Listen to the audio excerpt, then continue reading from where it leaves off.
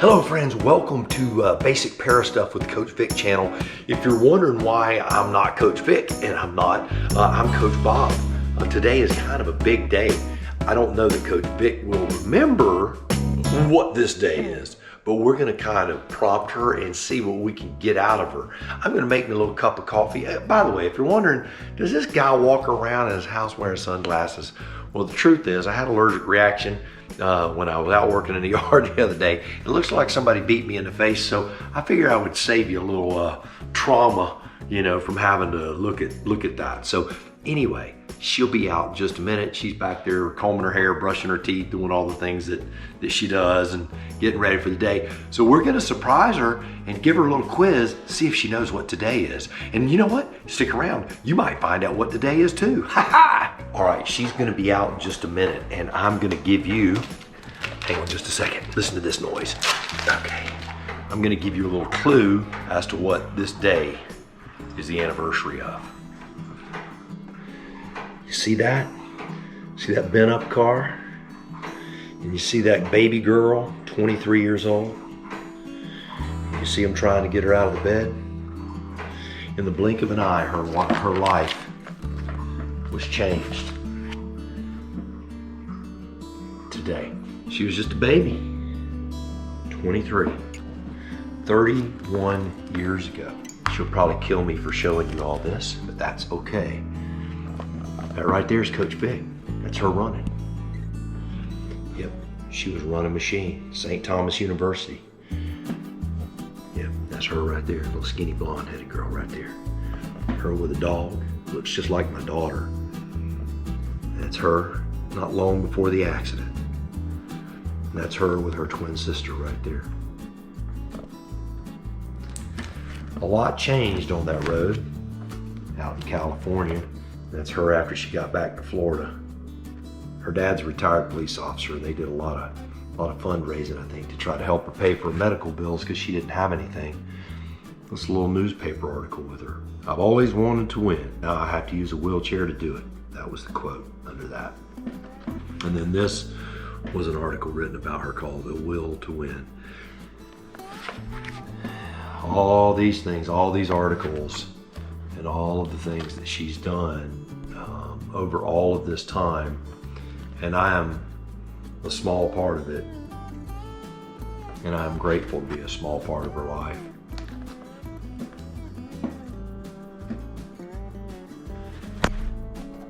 That's when she did like some modeling for an Eddie Bauer magazine, if you guys remember the Eddie Bauer stuff. So I snuck all this stuff out. Like I said, I better hide this. Anyway, now I got all that hidden. I don't want her to know. We're gonna quiz her and see what's going on, see what she knows. I'm gonna see if she's decent. If not, it'll get a lot more views. Hey Vic. Yes. What are you doing? What? Getting ready. Getting ready for the day? I gotta go to some errands. I know, but listen to me. I'm making a video for your channel. Okay. What is the significance of today? It's Friday. Allie got paid. I'll give you a hint. It doesn't have anything to do with planning a wedding. That's what I have to do today. I'm meeting up with Sharon. Nope. I'll give you a hint. It's July. July. Oh. What? It say July 10th? Today is July 10th. Look at you. You didn't need the clue. I had the clue right there for you. Today is July 10th. Look at there. Look, I There's woke the up. clue. Yep. I woke up and didn't know it was July 10th. How many years? 31 years in this chair. Not that exact chair, but in a wheelchair. Well, yeah, in a wheelchair, yes. Man, that's a whole wheelchair woman. Wow, look at the day. That's Yeah, the day. I showed pictures of that already. Oh, you I did? sure did. Uh-huh. Wow. The will to win. Still winning. I'm still willing to win. 31 years later, what nugget of knowledge would you like to share with anyone that has been recently injured, and by recently, I mean in the last decade, about the first 10 years of your life in that chair versus the next 21? Because there have been a lot of changes in the last 21 years. So do you have any nuggets of knowledge or anything you'd like to share with those people that could be out there maybe struggling a little bit? Wow. Well, I guess through experience, I can say the last 10 years are a lot harder than the first 10 years. Well, that's because of age. So I don't really know what it's like if you're younger, but I'm still learning. You would think I know everything by now. I still don't. I'm still learning. Well, as far as life, which I don't know if it has to do anything with a wheelchair, but as far as life is, don't settle. Don't settle for the simplest job, the easiest job. Don't settle for Don't settle for just because you're in a wheelchair, you have to have the wheelchair community job. Girls, don't settle for a bad guy. You are worth having a nice guy. Just don't settle. The first year after getting hurt, I sat around the house because I had to. I was in the turtle shell, like some of y'all know the turtle shell, and I finally had a back surgery. And after 11 months of being hurt, I finally got my first job. I got a car. I went back to college, started wheelchair racing. I did all of that. I did all those things in 1990. You can live life. You can move on. Even back then, I didn't think my life would be as successful as it is now. Although I hoped it would be, but I didn't know it would be. Flash forward 31 years later, here I am married. My youngest child is getting married next month. My oldest son has been married, and they're getting ready to have their first child. And my middle daughter is living on her own. If you're kind of confused on how I have kids that are in their mid-20s, my husband was married. He had children when I met him. His first wife passed away due to breast cancer. So when I met him, he had 2 children. They were 3 and 4. So I raised them. And then we had our own child once we got married. So Coach Vic, you're a successful wife, you're a successful mother, you're a homemaker, you're planning weddings, you're doing all the things that you do. What do you think are the biggest surprises and the greatest accomplishments that you've achieved in the last 31 years? Things that you didn't see coming. Well, I know I've done a lot of things in the last 31 years. So started a job, went back to college, started wheelchair racing because I used to be a runner. So wheelchair racing was my outlet of exercise. And funny enough, when I was in the hospital, when they told me I couldn't walk, I'm like, oh, okay, well, I'll just wheelchair race. You know, here I am laying in ICU, and that's the first thing I think about. I got into wheelchair racing right away. Raced every weekend for about a year and a half. And then I got tired of that and did hand cycling. And I played a little bit of tennis here and there, a little basketball here and there. So I was active in sports. I think you expected to be athletic. What was unexpected? I guess until recently, what was unexpected. So I got on a Can-Am here recently because my husband, Coach Bob, has ridden motorcycles all his life. So through our marriage, he had a Harley for many years. And I actually rode on the back of the Harley for years with him. And then I got a little older, a little more, not confident on it. Raising kids, I kind of got away from the motorcycle scene. He wanted to go across the country on a motorcycle. Long story short, we bought a Can-Am, which is a 3-wheel motorcycle. We rode from Tallahassee to San Diego, back to Tallahassee to Jacksonville, back to Tallahassee. And we did that here recently. And that was something I did that was unexpected that I thought I could never do. We got a trailer, we put the wheelchair in the trailer, he took it apart all the time. So all you wheelchair people out there that think you have to get on and off the motorcycles on your own and do everything independently, trust me, I enjoyed every minute of him picking me off the Can-Am, putting me onto the chair, taking the chair apart. It was a great trip. And so that's something I did I thought I couldn't do. So just because you're paralyzed in a wheelchair doesn't mean you can't do things. If I was walking, I would have been an Appalachian trail hiker. I know that for a fact. My dad's done it, my husband's done it, friends have done it. So I can't walk the Appalachian Trail, but I did ride 30 miles on it on my hand cycle years ago, which was a good adventure. So we know Coach Vic, the athlete. Okay. What about Coach Vic, the wife? Oh, the wife. I've been married for it'll be 20 years in October. Being a wife has been superb.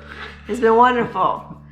Let's see, whenever I met my husband, we were sitting across the table at a restaurant, and he says, where do you see yourself in 5 years? And I'm like, well, I'm not going to go, well, I want to be the manager of a job, whatever. So I told him the truth, and you never tell the guys the truth on the first date. Well, I want to be a wife and have kids. That's all I wanted in life. I got my college degree, which was important to me. I got a job because I had to work, so I had to support myself. But what I wanted out of life was to be a wife and raise kids and have kids, and that's what I did. So being a wife has been great. And she's an exceptional wife. I am a good wife, I will say that. Tell me about Coach Vic, the mom. The mom has been a blessing. I've been raising kids since we met, so for 20 years. And now my last one's getting married next month, and my kid job is over. Now she's got to just be in the house with me. I know. But I'll tell you what, raising kids, I wouldn't trade it for anything in the world. I've raised 3 of them. I've raised 4. I raised a 4th one for about 5 years, a foster child. Getting up with the busyness in the morning, getting them ready for school, being in the car for hours a day, take them to school, bring them home from school, doing sports, doing homework because I wanted to be the teacher. I loved homework. I was homeschool mom for some of the years. I just loved being a mom. I was in their business, taking care of them, and the minute they turn 18, I'm like, you don't have to eat your green beans anymore. You can go with dirty clothes, and you can stink and not wear deodorant. I didn't have to do any of that anymore with the kids because now they're considered adults at 18. But guess what? They did all that because you raised them right. But I raised them, right. But I have to nag them. But now they continue to do, they do take care of themselves. And one more question. This will probably be the most controversial, certainly in the world today. Coach Vic, how has your life been affected? Because you got in the accident, you were paralyzed, you got married, you had children, you've done all that. And through that journey, after your paralysis, you became a woman of faith. Has that helped your life? Has it hindered your life? Has it made your life better? Has it made it worse? What does it do to you? Does it still affect you, or is it just something that you experienced 30 years ago and now you're like, meh? Being a woman of faith, believing in God, has helped me a great deal. The funny thing is, before I became a Christian, and that's a whole long story, I used to have diaries and journals, and I would always write Dear God in all of my diaries and journals. So was I a Christian then and didn't know it, or a woman of faith back then and didn't know it? Maybe I was deep down, but I didn't understand what that meant. And then when I was 30-something years old, when I met my husband, he was a believer, and through him, I became a Christian. So I just understood what that meant more. But anyway, when I'm having a bad day, because I have faith, even when I'm having a moment of, I call it my paralysis days, or Bad chair day? my bad chair days, and y'all can relate, the bad chair days, I will still say, God, thank you for this day, and thank you for this moment, because it could be worse, and I know it's going to get better. So instead of kicking in, well, I can't kick. Instead of kicking and screaming and having a fit, I'm like, thank you, God, for my life, and thank you, God, for what you've given me, and thank you, God, for this moment even, because I know it will pass. So that's what keeps me sane. That's what keeps me going. And has it given you more perspective about what your life is about? Yeah, my life is about taking care of others and realizing that this life is going to be over one day, and I'll be up there in heaven with God and Jesus, living a wonderful life forever up there. That's going to be more beautiful than life here. But it's taught me, as I'm living this life, to lead others to Christ and let them know that it is real. And even to make other people happy, make them feel good about themselves. And even a simple hello can make someone feel happy, and a simple smile can make someone feel happy. Now, I'm going to interrupt you here for just a second, because what I don't want you to think is that Coach Vic goes around browbeating people. No, because I don't she doesn't. do that. She's the person that pays for someone else's meal and doesn't let them know it's been paid for. The kind of person that shows up, puts something in your mailbox to encourage you, and you never know where it came from. She's that person. And sharing love, to be the hands and feet of Christ, she is a true example of that in her life. I just wanted to share that, because some people get the wrong idea. Oh, well, she's just going to try to beat me up with her religion. No, I don't. And like I said, like I do little pay it forwards, and no one even knows about it. My husband doesn't know about half things I do. I just do things that make me feel good. It can be as simple as bringing someone a churro from Costco to their house. Here's a churro. And they're like, wow. I'm like, well, I thought about you. Here's Never a churro. brought me a churro. Well, I brought you one from the snack bar too. In Costco, I brought you one. But anyway. Now that we've kind of talked about your life and your faith and what you are, I guess here's the big question. What's it like being a 50-something-year-old woman in a wheelchair? Are you treated fair? Are you treated unfair? Accessibility, have things gotten better or worse? Over 3 decades, and things have changed, but have they gotten a lot better, or are they all about the same? Actually, I don't really think much about being in a wheelchair. I just wake up and move on and go about my life. Obviously, when I get somewhere and there's steps, which I just experienced the other day trying to get my tag from the tag office, when there's steps and those kind of inconveniences, yes, I think about the wheelchair. But going out with my friends, going to church, going to the store, going to the mall, I'm not really thinking about being in a wheelchair. It's just what I do.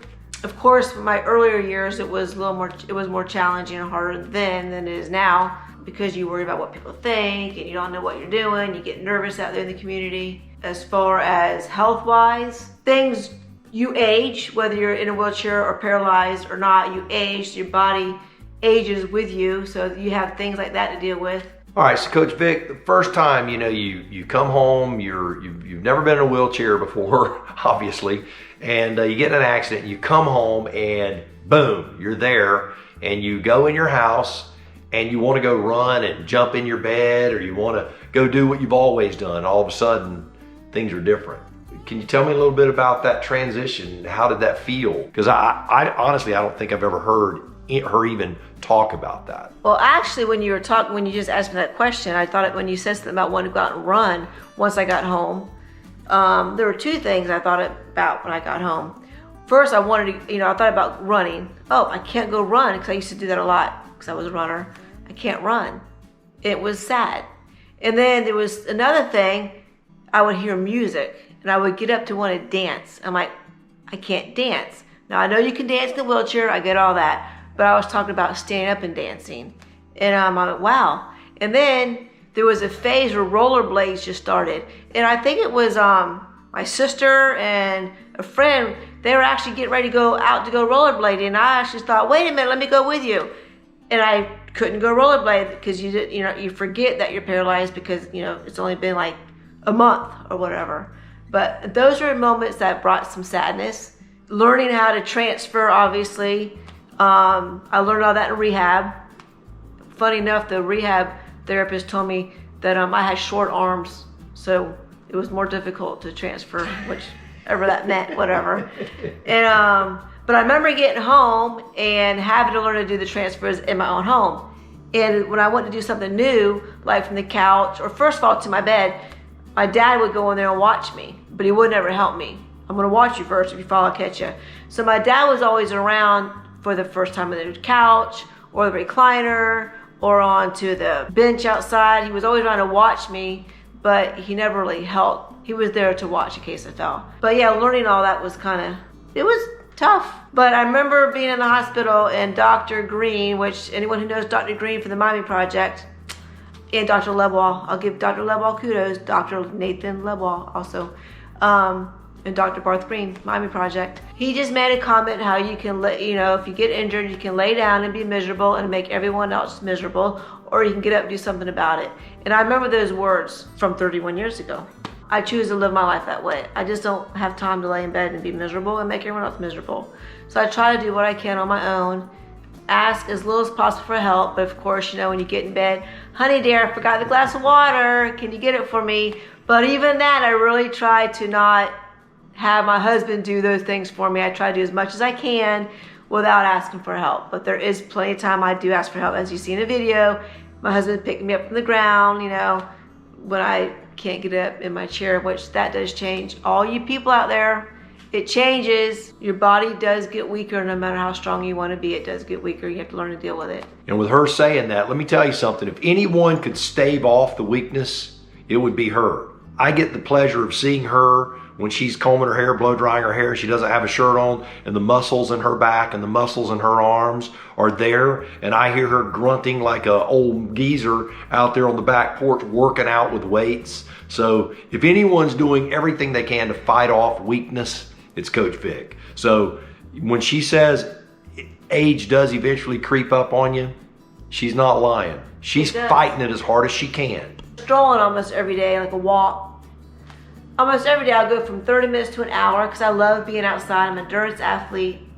I've always wanted to do a triathlon, but I probably won't. I do like to work out physically for physical fitness and for my brain, for mental fitness. You can survive in the chair, you can live. I mean, I'm sure there's a lot of things I can tell young, newly injured people about being in a wheelchair. If you have any questions, you can ask. You can do comment below if you got any questions. I mean, it's been 31 years and I've lived a good life, and my successes in my life has been my marriage and my kids, and I wouldn't trade that. I'm so glad that I was blessed to be able to be married and to have kids. But just don't settle. Because there was a couple times I was dating somebody, and I could have gone that route of it, I'll marry you, but that was called settling.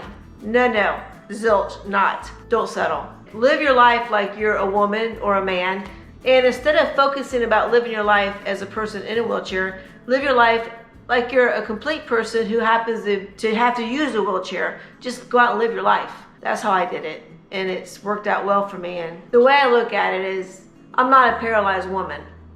I'm just a woman who happens to be paralyzed. I'm a complete woman, and so can you. Whether you're a man or a woman, you're a complete person. Anyway, this threw me off guard. My Coach Bob, my husband, threw me off guard with this. But yeah, today's July 10th, 31 years. There's a lot to learn, and there's still a lot more to learn. And I got to go plan a wedding because it's here in a few weeks. Coach Bob's gonna go edit because he's the master with that kind of stuff. And if you have any questions, I'm trying to build a channel. If you have any comments or questions, you can ask in the comments. Since I went on this Can-Am ride to San Diego and back, I came up with this slogan that I said, riding 600 miles, yes, 600 miles at one time, that's a long day. We were gone for 15 days and rode 11 of those days between 400 and 600 miles a day. And so I came up with a slogan, you can if you try, and you can if you cry. And of course, we ain't crying. The whole trip of our San Diego trip is YouTubed, is videoed. It's on Coach Bob 3, and there'll be a link up here, and it's about 12 or 13 videos on the whole trip. Doesn't talk a lot about me being paralyzed, but it shows how Coach Bob and I rode across country on a Can-Am to visit my son and how we got along as a married couple and as someone who's in a wheelchair going across country on a Can-Am. Go watch the videos. Now I've got to go plan a wedding, but please like, share, and subscribe. I'm trying to build a channel. I'm learning as I go. But anyway, I got to plan a wedding, and thank you all, and go have a nice day.